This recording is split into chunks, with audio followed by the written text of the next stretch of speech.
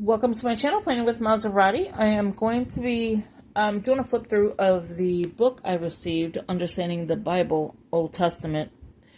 And this is what I'm going to be working on for the month, well, the end of this month and beginning, and for September, I should say. So welcome, please subscribe, hit that post notification bell so you don't miss out on any new videos. Please give it a big thumbs up, leave a comment, and share the video. That'd be great. We appreciate it. So, with that being said, let's go ahead and begin. This is from Our Daily Bread, and I've had it, I think, for a while, and I've been wanting to do this and just procrastinating and putting it off. So this is, again, the Understanding the Bible, Old Testament, an overview of key people, places, and themes. It's, I think, a little easier way to understand, when you're reading Genesis and all the names and stuff like that, and the people and the places and things like that. So yeah, let's go ahead and get started.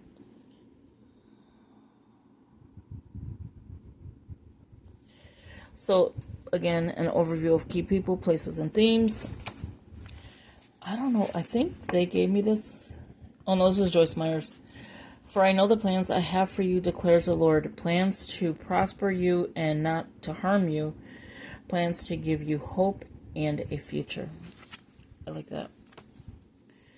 So here we have an empty page, and then it says Understanding the Bible, Old Testament. This must be giant print or easy print.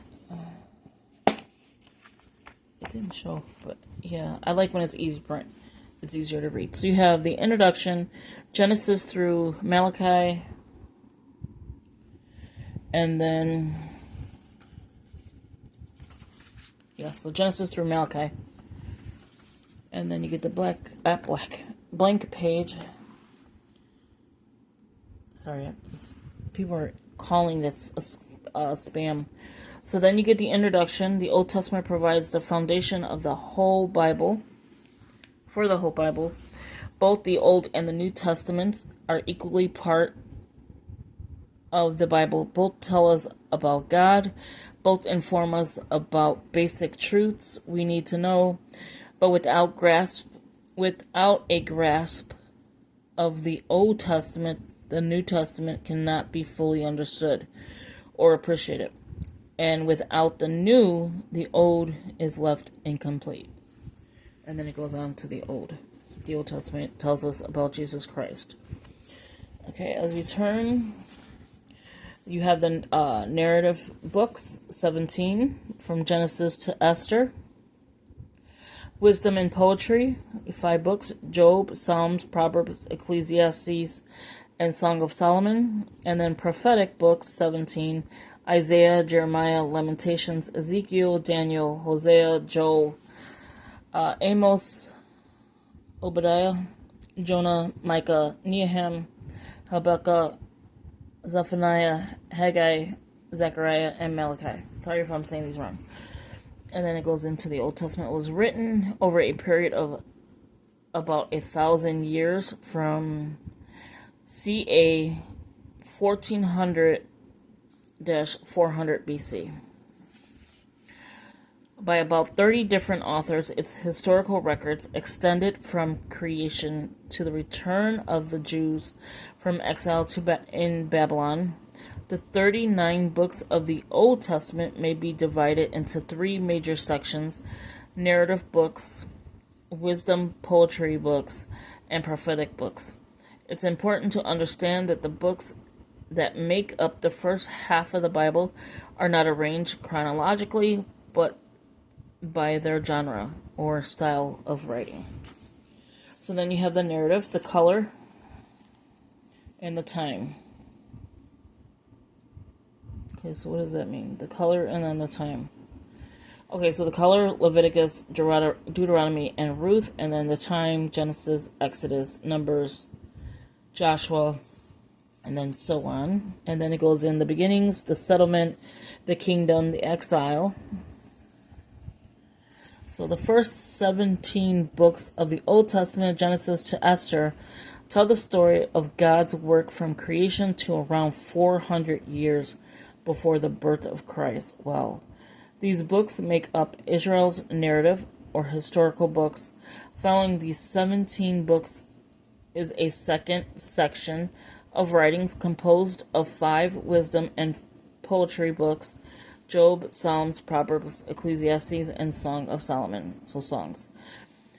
These books are called Israel's poetry and wisdom writings. A final section of writings, called the prophetic books, are made of a collection of 17 other books. And it continues on. So the Old Testament's 4 eras, the beginnings, you have Genesis, Exodus, and Numbers. The settlement was Joshua and Judges. The kingdom is 1 Samuel, 2 Samuel, 1 King, 2 King. Exile, Reconstruction, Isaiah, I can never say that, and Nehemiah. And then it goes into the story. The narrative, so it's poetry and wisdom, color and time. Okay, so the color, Leviticus, Deuteronomy, Ruth; poetry and wisdom, Job, Psalms, Proverbs, Ecclesiastes, Song of Solomon, and Lamentations. And then time. And then it goes into the beginning, settlement, kingdom, and exile. Well, I like this book a lot. Major prophets, minor prophets. So it gives you so much detail. And then you have the narrative, again, of poetry, wisdom, color, and time. And on the bottom you have the prophetic. And then it starts Genesis. So Genesis is the first book of the Bible.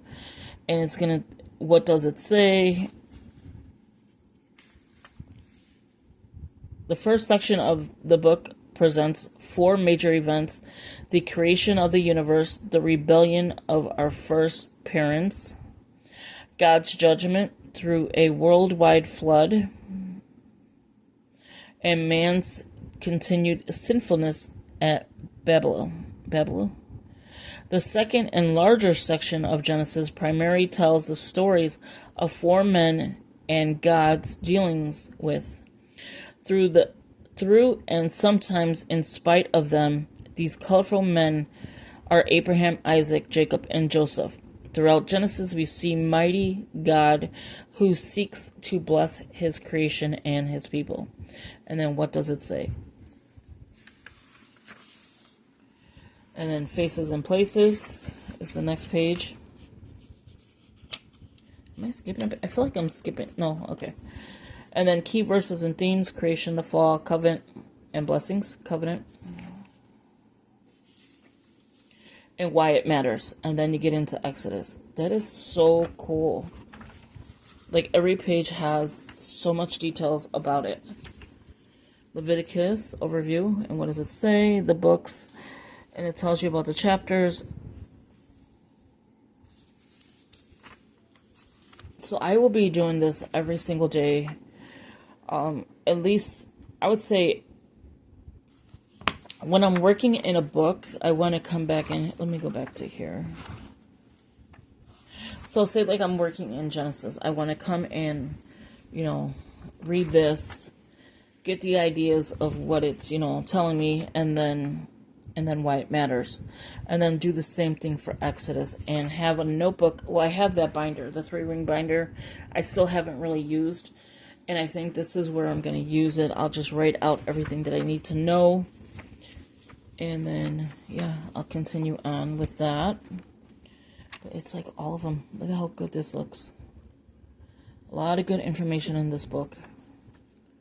And useful information as well. And every book has an overview. Every book has the Davidic covenant.